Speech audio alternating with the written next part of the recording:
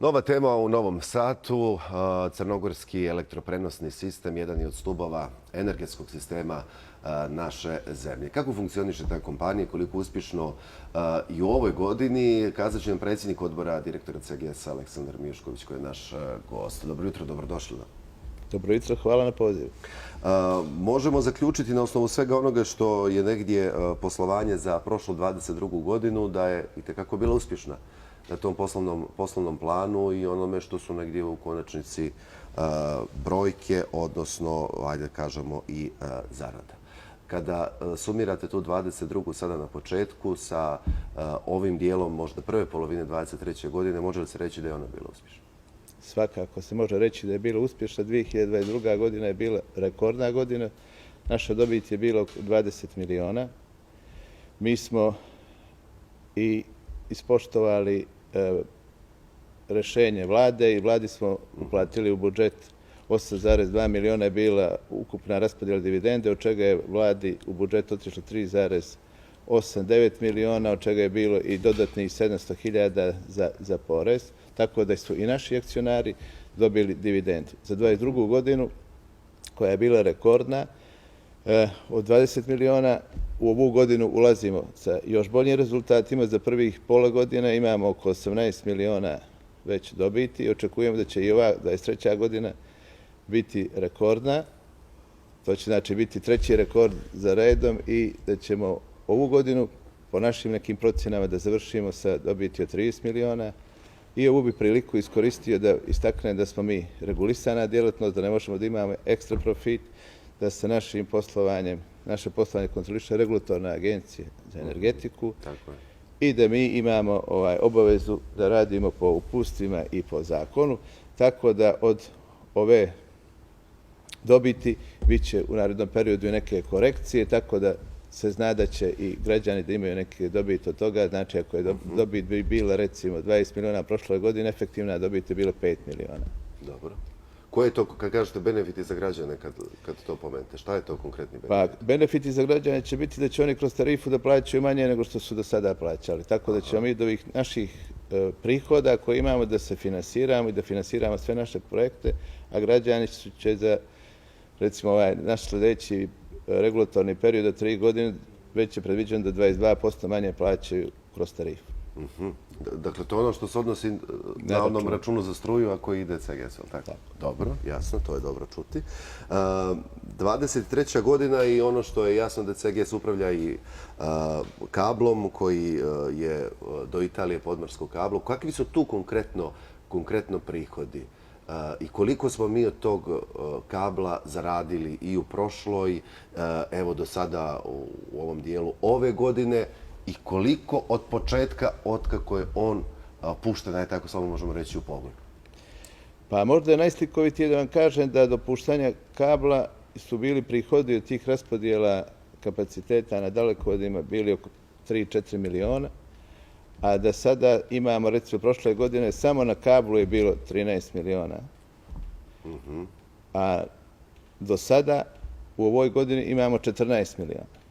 Tako da su to neke cifre koje pokazuju da se ta gradnja kabla svakako isplatila, da smo do sad preko tih raspodjela kapaciteta uzeli 36 miliona eura i tu je važno da možda istaknem da CGS je specifična firma u energetskom sektoru jer su naši vlasnici i italijanska Terna koja ima 22% i Elektromreža Srbije koja ima 15% vlasništva i imamo dobru saradnju sa njima i Terna je jedna od najvećih operatora prenosnih mreža na svijetu.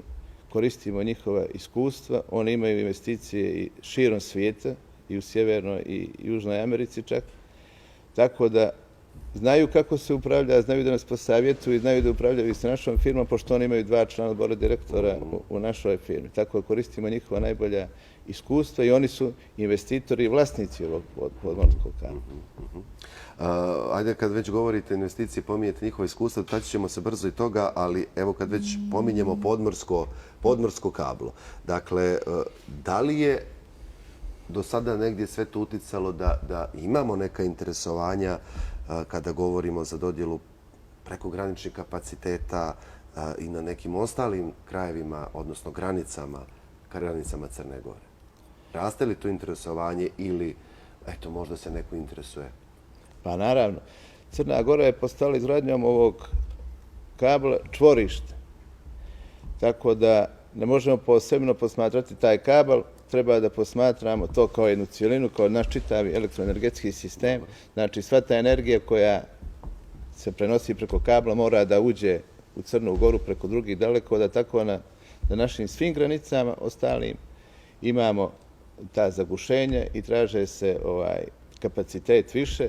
Znači, ako je bio, kao što sam rekao, u 22. 13 i nešto miliona prihod od aukcija na kablu, na ostalim granicama je bio 27, tako smo imali ukupno 41 milion. A sve to je naravno povezano. Kažete, Terna je vlasnik kabla. Koje su, evo da i to pojasnimo gledalcima, koje su konkretni benefiti po Crnu Goru od kabla? Dakle, dobijamo neki dio prihoda, je li tako, iako je vlasnik Terna? Jeste, pa taj kapacitet na kablu je podijeljen. Terna ima svoj dio kabla, mi imamo svoj dio. Da bi Terna investirala u taj kabel, investicije je bile red veličine 1 milijarde.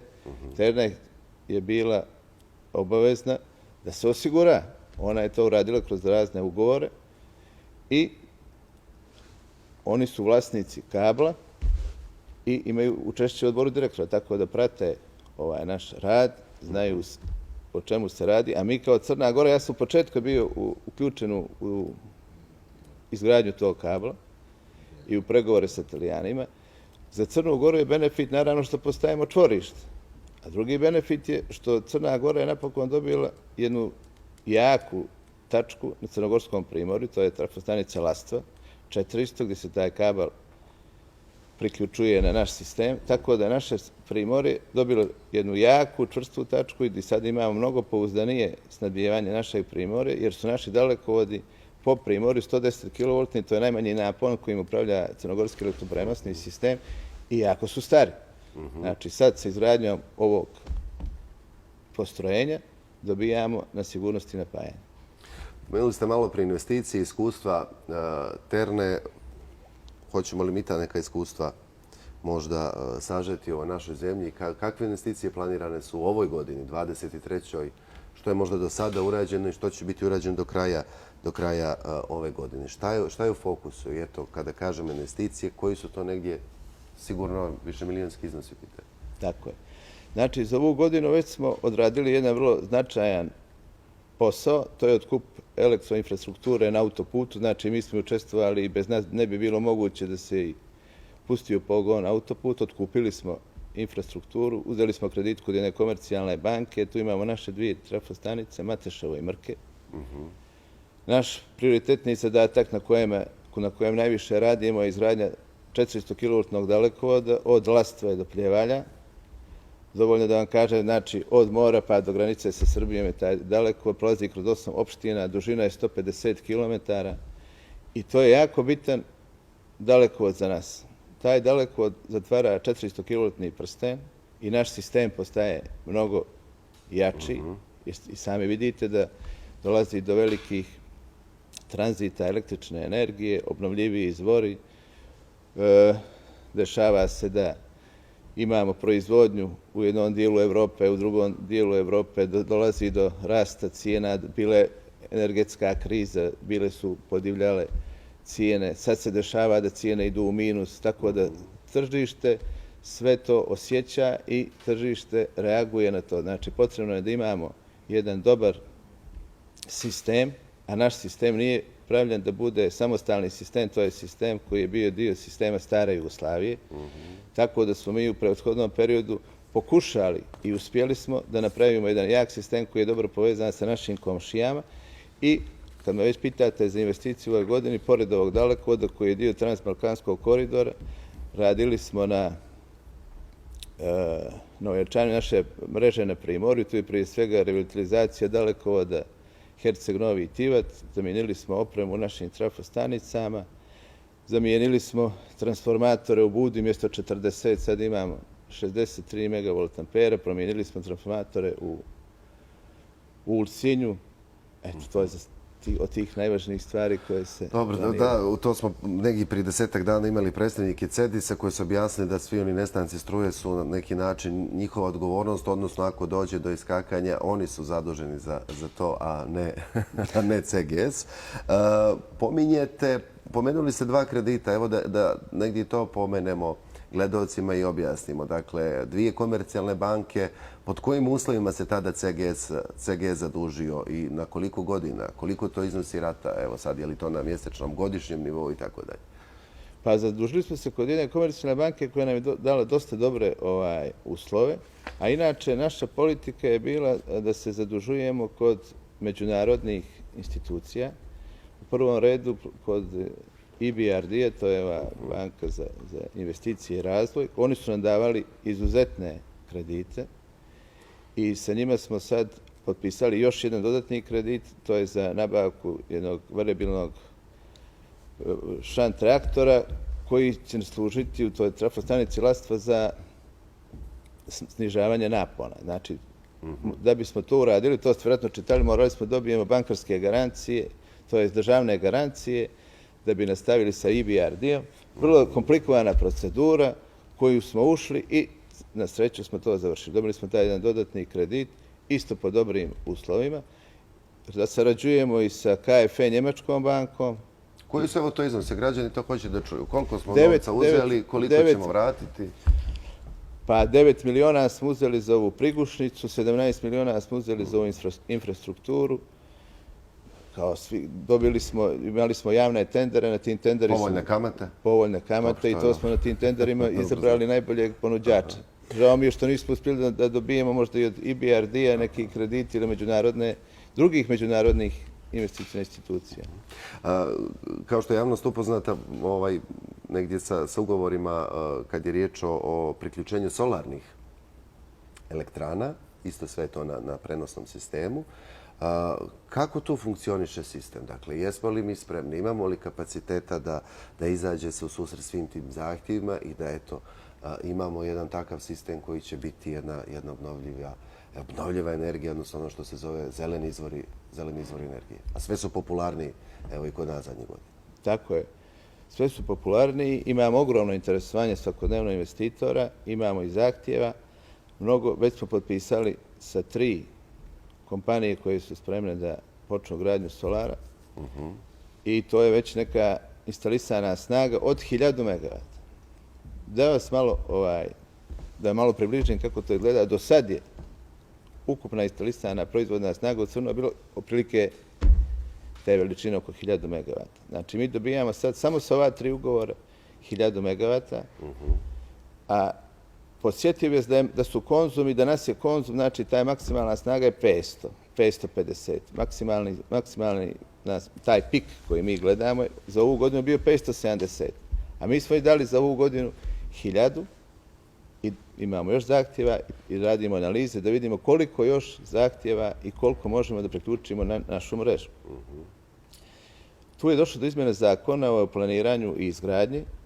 Napravljen je novi član 218c i na osnovu toga člana nije potrebno da imaju neka planska dokumenta da bi moglo da se analize, što i današnje novine isto ste mogli da vidite na naslovnim stranama, ali to nije naš posao. Naš posao je kad konkretno po zakonu dođe kod nas da mi odradimo naše analize. Član imate, zakon imate i vi djelujete u tom smislu. I mi dajemo te dozvole za investitore, vlada veliko interesovanje.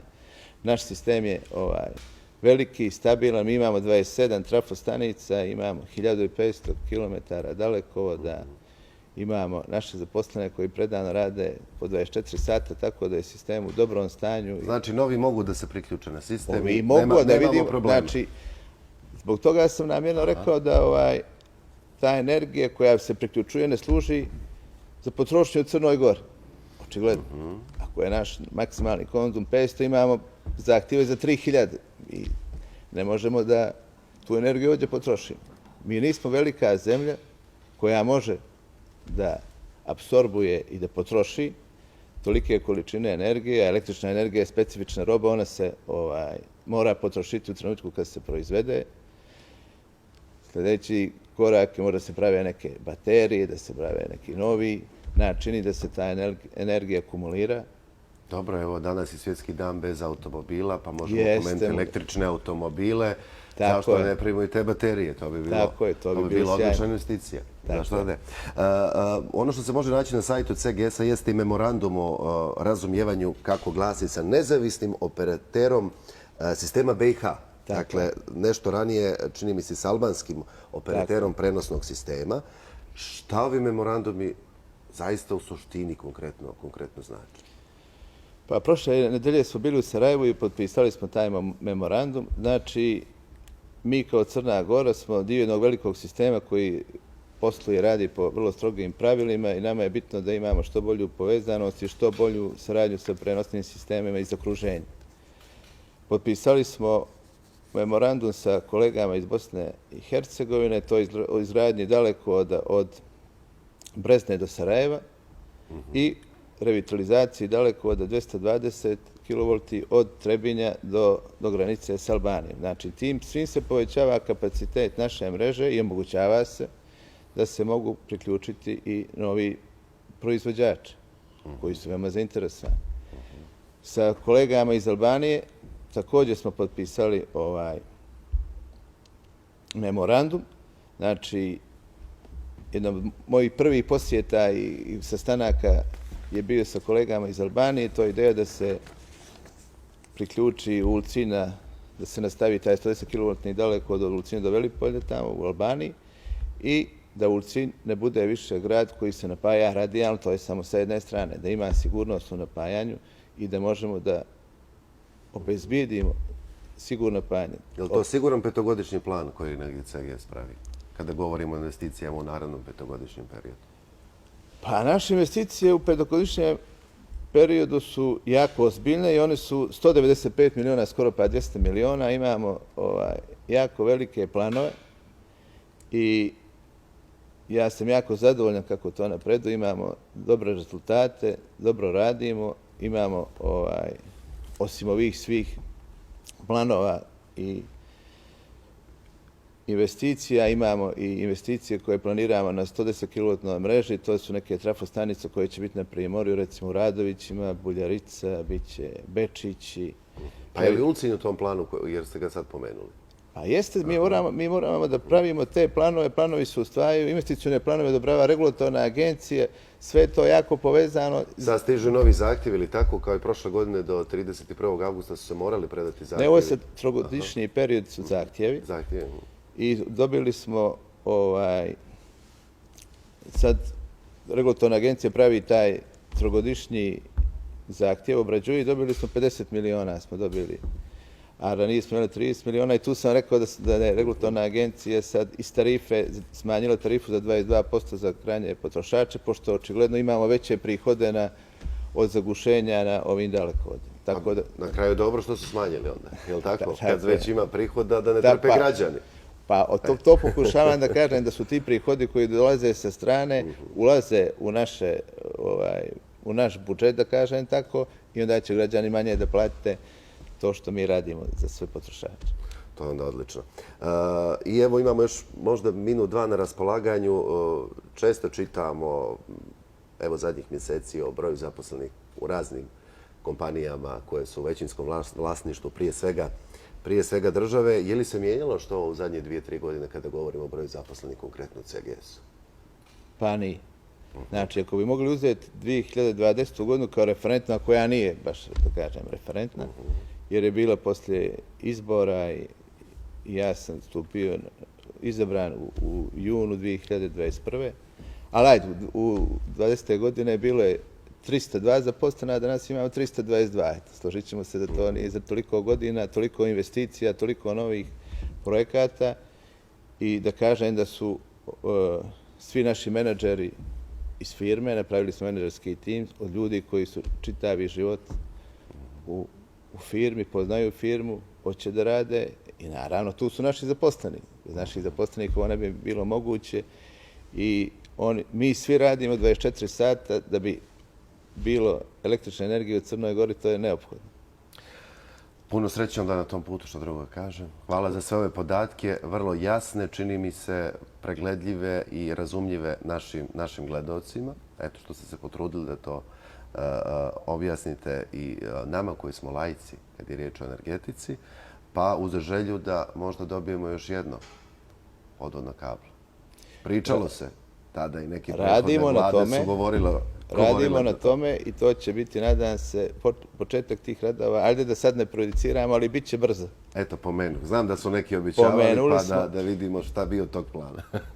Biće, sigurno će biti, samo je pitanje kad. Ja strana će biti jako brzo. Vama hvala na interesovanju i hvala na prilici da ovo sve predstavimo. Ovo su važni podaci, javnost ih mora znati, tako da hvala i vama na tome. Hvala vam puno.